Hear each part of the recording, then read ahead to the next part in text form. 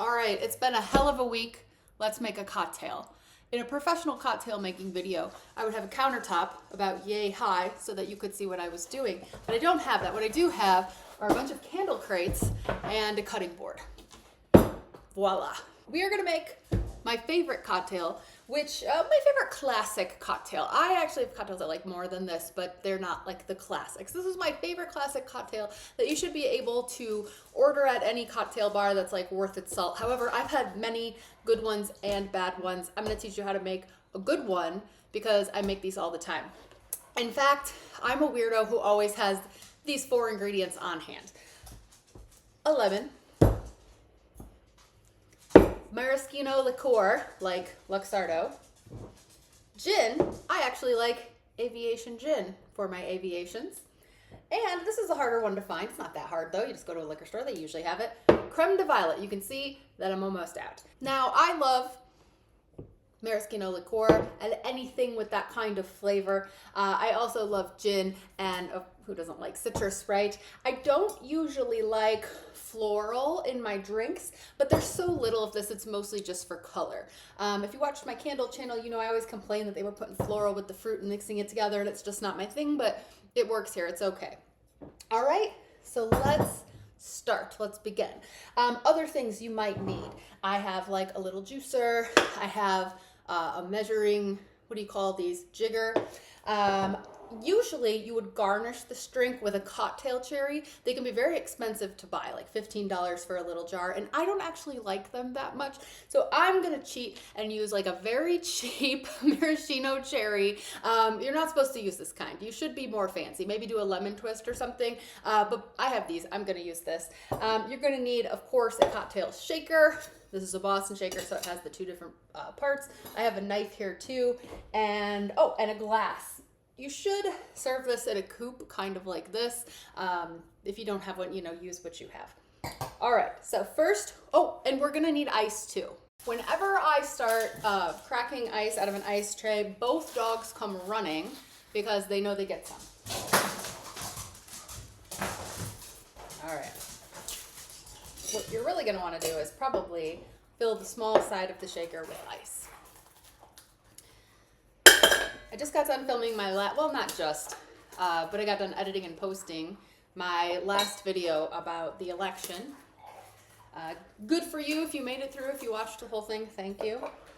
It's therapeutic for me because I get to talk about my thoughts and feelings, but then it was like, okay, I got it out now, let's do something fun. It's Saturday. I didn't really even hit up any of my friends tonight.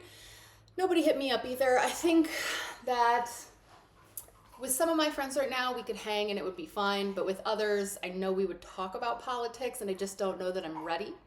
Maybe next weekend. So I thought I would just hang out with y'all. Okay, so we got our ice in here. Let's cut our lemon. In my last video, it was the first time that I ever, this knife is dull. It was the only time that I've ever done a little preview at the beginning of the video where I take something I say later and I put it at the beginning in black and white and I say coming up. I see that on a lot of videos. The reason I did it on this one, even though I felt like I'm trying to be too serious almost, right? It's because I felt like the video started kind of slow. It was a little bit of a slog at the beginning, but I didn't want to cut any of it, but I wanted people to know that the exciting part was coming. You know what I mean? And catch the exciting part even if they didn't sit through the whole thing, and I figured this was the kind of video that maybe someone wasn't going to sit through the whole thing. And if you didn't watch it, that's fine. You know what I mean? Like, not everybody's into politics and not everybody wants to watch things that they might disagree with, whatever. But, hopefully you're watching this one because I think it's fun. Okay, so we're going to need with the lemon, let's see, what portion am I making? I'm only making 1 drink, so my recipe is for 2 people because usually I don't drink alone. So I'm cutting this in half. So we're going to need about 3/4 of an ounce of lemon juice. I'm going to do half a lemon. And we'll see where that gets us. This is not the best lemon. All the produce in the grocery store right now, bad. I just bought, okay, I'm not doing this up here because it's weird. Do it down here. I just bought dill dip and then some cucumbers because that just sounded good. And then I got home and I made the dip first and then I cut into the cucumber and it was bad inside. I was like, now I have this dip, nothing to do with it. All right, that's good for now. We'll save this maybe for something else. Okay. 3/4 lemon juice. This side of the shaker has the 3/4. This is kind of what I used to do on Saturday nights with Pete during the pandemic, or any general Saturday night with Ian or whoever I might have over, but usually the only difference would be, besides I wouldn't be talking out loud to y'all, I would have music playing, but I can't do that because YouTube. Okay, same exact amount of Luxardo, or yeah, of maraschino that you did lemon, so 3/4. And it smells so good. The smell of just this just makes me think of some wild nights I've had dancing around this kitchen. I don't drink very much anymore, y'all. I definitely don't. But again, it's Saturday. I wanted to just chill, do something fun. Y'all are my friends now. However much maraschino you put in, half as much creme de violette. So I'm just gonna kind of eyeball this, you know, get it somewhere between.